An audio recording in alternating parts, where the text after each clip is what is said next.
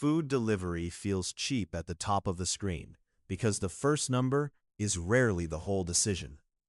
The menu price gets your attention. The fees arrive later. That order matters more than people think.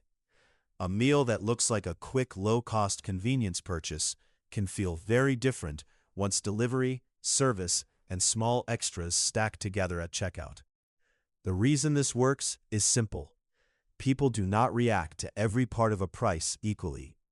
The food itself feels like value. The extra charges feel like friction. When the first number looks acceptable, momentum begins early. You browse, compare, choose a place, maybe add one more item, and start imagining the meal arriving. By the time the full total appears, the decision already feels half-made. That is why the checkout screen becomes the real psychological battleground. The delivery fee is not processed like the burger or the bowl. It feels like a cost on top of the thing you wanted. The service fee feels even stranger because it can look abstract.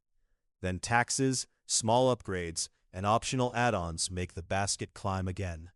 The total is not just higher, it feels messier. Platforms know that clean starting prices create more taps than honest all-in pricing. The low anchor gets you through the door.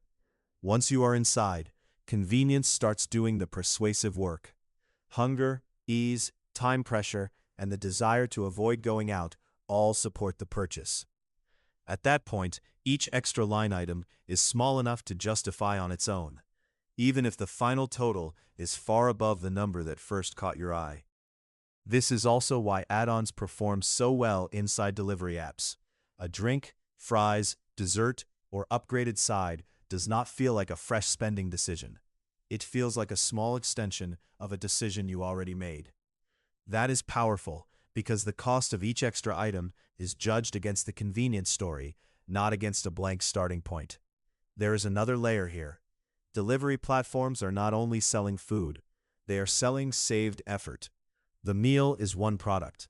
Time, comfort, and avoiding inconvenience are the other products.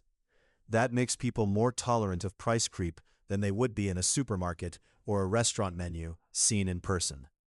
So food delivery feels cheap until checkout, because the cheap feeling is front-loaded and the pain is delayed. The opening price gets the click.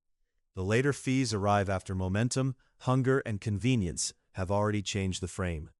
Once you notice that structure, the whole app makes more sense.